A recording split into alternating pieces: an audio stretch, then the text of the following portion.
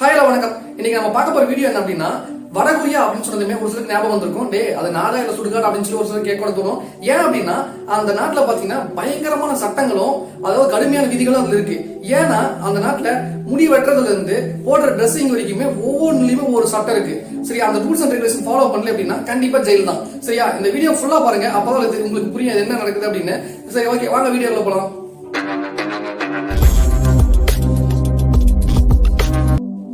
நாடுன்னு இருந்தா கண்டிப்பா சட்டங்கள் இருக்கும், கரெக்ட் தான்.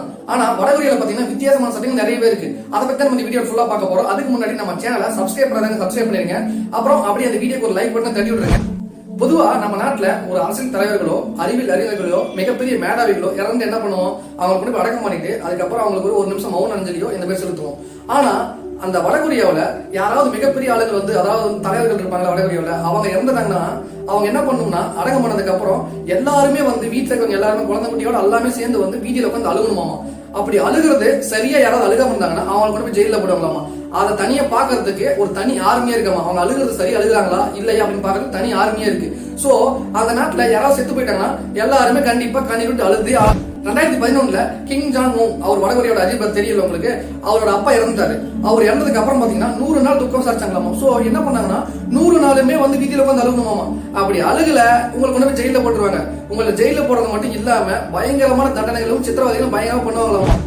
நம்ம ஊர்ல ஆடி ஆஃபர் தீபாவளி ஆஃபர்னு ஒரு 4 போன் வாங்கிக்கலாம். ஆனா அந்த ஊர்ல நீங்க ஒரு போன் வாங்கணும் அப்படின்னா கூட அவங்க பர்மிஷன் வாங்கணும். ஏன் அப்படின்னா இங்க போன்னால நீங்க நிறைய கெட்டு போயிருவீங்க. அதனால சொல்லி அவங்க என்ன பண்றாங்கன்னா அந்த போன் வாங்குறது ரெஸ்ட்ரிக்ஷன் நிறைய வைக்கிறாங்க. நீங்க ஒருவேளை போன் தெரியாம வாங்கி யூஸ் பண்ணிட்டு இருந்தீங்களா உங்களுக்கு தண்டனைகள் நினைச்சு பார்க்க முடியாத அளவுக்கு சொல்ல முடியாதாமா. ஒரு சில டைம் பாத்தீங்கன்னா கொன்னால கொண்டு போடுவாங்களாமா. அந்த அளவுக்கு ரொம்ப சட்டங்கள் ரெஸ்ட்ரிக்ஷன் அதிகம். சோ அங்க நீங்க போன் வாங்க நினைச்சீங்கன்னா கண்டிப்பா பர்மிஷன் வாங்கி ஆகணும்.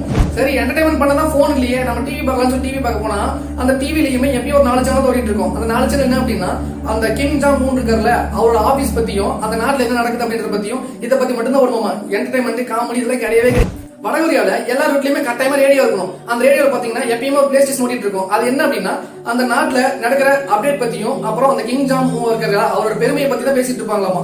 சோ அதை கண்டிப்பா நீங்க கேட்டாகணும். ஒருவேளை அந்த ரேடியோ ஆஃப் ஆச்சு அப்படின்னா அந்த ரேடியோ ஆஃப் ஆன உடனே உங்களை தூக்கிட்டு போயிருவாங்களாமா. அதுக்கு ஒரு கண்ட்ரோலர் தனியா ஒரு டீமே டெவலப் பண்ணிட்டு இருக்காங்க. சோ அங்க பாத்தீங்கன்னா நீங்க ரேடியோ ஆஃப் பண்ணக்கூடாது.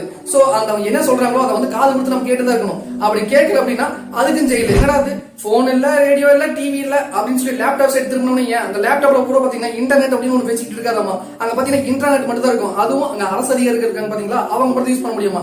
அதையும் மீறி ஒருவேளை இன்டர்நெட் கிடைச்சது அப்படின்னா யூடியூப், ஃபேஸ்புக், நெட்ஃபிளிக்ஸ், ஹாட்ஸ்டார் இது மாதிரி எதுவுமே இருக்காதாமா. சோ அங்க இன்டர்நெட் கிடைச்சாலும் வேஸ்ட் தான். அங்க ஏன் இன்டர்நெட் இல்ல அப்படின்னா அங்க நாட்டுல நடக்கக்கூடிய எந்த ஒரு விஷயமா இருந்தாலும் சரி அதை பாத்தீங்கன்னா கவர்மெண்ட் தான், அதாவது வடகொரியாவோட கவர்மெண்ட் இருக்காங்க அவங்க தான் டிக்ளேர் பண்ணணும் அப்படின்னு சொல்லி முடிவோட அவங்க இன்டர்நெட்டை கட் பண்ணி வச்சிருக்காங்க. அதே மீறி நீங்க தெரியாம திருட்டுத்தனமா ஏதாவது ஒரு ஹேக் பண்ணி நீங்க யூஸ் பண்ணிட்டீங்க ஐபி அட்ரஸ் வச்சு அழகா தூக்கிட்டு போயிடுவாங்க, தூக்கிட்டு போய் ஜெயில போட்டுருவாங்க.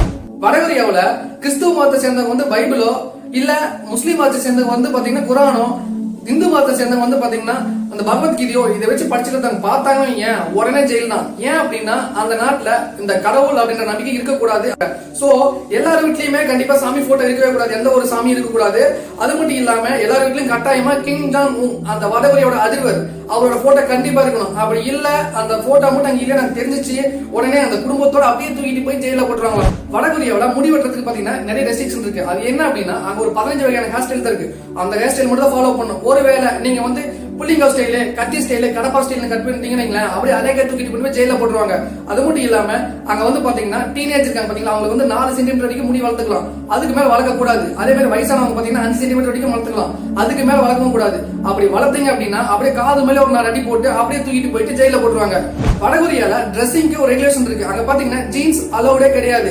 அதே மாதிரி ஜீன்ஸ் யாராவது போட்டிருந்தாங்க அப்படின்னா அவங்களுக்கு கடுமையான தண்டனைகள் கிடைக்கும். அங்க ஏன் ஜீன்ஸ் அலௌட் இல்ல அப்படின்னா அது பாத்தீங்கன்னா வெஸ்டர்ன் கல்ச்சர். சோ அங்க ஜீன்ஸ் அலௌடே கிடையாது.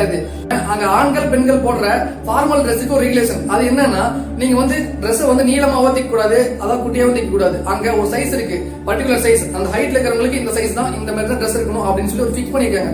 அதை மீறி எந்த ஒரு டெய்லருமே ஸ்டிச் பண்ண மாட்டாங்க. அப்படி ஸ்டிச் பண்ணது யாருன்னு கண்டுபிடிச்சாங்கன்னா அந்த ஸ்டிச் பண்ணவங்களுக்கும் அந்த ட்ரெஸ் யார் ஆர்டர் கொடுத்தவங்களுக்கும் 2 பேத்துக்குமே மிகப்பெரிய தண்டனை இருக்கு. சோ அங்க ட்ரெஸ்ஸிங்க்குமே கட்டுப்பாடுகள் இருக்கு. நம்ம ஊர்ல சுத்துற மாதிரி நம்ம இந்த பேண்ட் காலுக்கு மேல தூக்கிறது அந்த மாதிரி விஷயங்கள் அங்க பண்ண முடியாது. அது பண்றது யாராவது நோட் பண்ணி ஏதாவது பார்த்துட்டாங்கன்னா அங்க தண்டனைகள் மிக கடுமையாக இருக்கும். அது மட்டும் இல்லாம அதுக்குமே தனியா ஒரு டீம் இருக்கு. அந்த ஒரு டைம் பாத்தீங்கன்னா ஒரு ஃபயர் ஆக்சிடென்ட் ஆகுது. சோ அந்த ஃபயர் ஆக்சிடென்ட்ல பாத்தீங்கன்னா உள்ள குழந்தைங்க ஒரு 3 குழந்தைங்க இருந்திருக்காங்க. அந்த குழந்தையை காப்பாத்துறதுக்கு ஒரு அம்மா என்ன பண்ணிருக்காங்கன்னா போய் எடுத்து வந்திருக்காங்க. குழந்தை எப்படியாவது பத்திரமா கொண்டு வந்துட்டாங்க வெளியே. ஆனா கொண்டு வந்ததுக்கு அப்புறம் அவங்க அரெஸ்ட் பண்ணிட்டாங்க. என்னடா அது, ஒரு உதவி செஞ்சதுக்கு ஒரு குழந்தையை காப்பாத்துறதுக்கு அரெஸ்ட் பண்ணுவாங்க அப்படின்னு சொல்லி பாத்தீங்கன்னா ஃபயர் ஆக்சிடென்ட் ஆன வீட்டுல பாத்தீங்கன்னா கிங் ஜாங் அவரோட போட்டோ இருக்கு. அந்த போட்டோவை நீ ஏன் எடுத்துட்டு வரல, நீ ஒரு மிகப்பெரிய தேச துரோகி அப்படின்னு சொல்லி அந்த அம்மா கொண்டு போய் ஜெயில போட்டாங்க. என்னடா இது நாடா இல்ல சுடுகாடா அப்படின்னு நினைச்சு நீங்க அந்த வடகொரியா விட்டு நீங்க வெளியே போகணும்னு நினைச்சீங்கன்னா, அதாவது தப்பிக்க முயற்சி பண்ணீங்கன்னா ஒரு வேளை நீங்க இப்ப மாட்டிக்கிட்டீங்கன்னா உங்களுக்கு கொண்டு போய் ஜெயில போட்டுருவாங்க, சித்திரவதை பண்ணுவாங்க. அது மட்டும் இல்லாம உங்களோட தலைமுறை மட்டும் இல்லாம அடுத்த தலைமுறை, அடுத்த 3 ஜெனரேஷனுக்கு பாத்தீங்களா அவங்களையுமே ஜெயில போட்டுருவாங்க. சோ நீங்க தப்பு செஞ்சீங்க அப்படின்னா உங்களுக்கு தண்டனை மட்டும் இல்லாம உங்க 3 தலைமுறைக்குமே தண்டனை கிடைக்கும். அதனால அந்த நாட்டை விட்டு பெரும்பாலும் யாருமே தப்பிக்க ட்ரை பண்ண மாட்டாங்க. வடகொரியாவுல மிகப்பெரிய வீடு, சொகுசான ஆடி காரு, 500 கோடி பேங்க் பேலன்ஸ் இதை கொடுத்து வடகொரியா வரியா அப்படின்னு சொல்லி கேட்டீங்கன்னா எத்தனை பேர் கிளம்பி பார்க்க ரெடியா இருக்கீங்க அப்படிங்கறத அப்படியே கமெண்ட் லீவ் பண்ணுங்க. அது மட்டும் இல்லாம இந்த வீடியோ பார்த்துட்டு உங்களோட ஒப்பீனியன், இந்த வீடியோல இருக்க சட்டங்கள் வந்து பாத்தீங்கன்னா எப்படி இருக்கு, உங்களுக்கு பிடிச்சிருக்கா, நல்லதா அப்படின்னு சொல்லி உங்களோட கமெண்ட்டை லீவ் பண்ணுங்க. அதை பார்த்து தெரிஞ்சுக்கிறோம். Okay, thank you so much. Bye bye.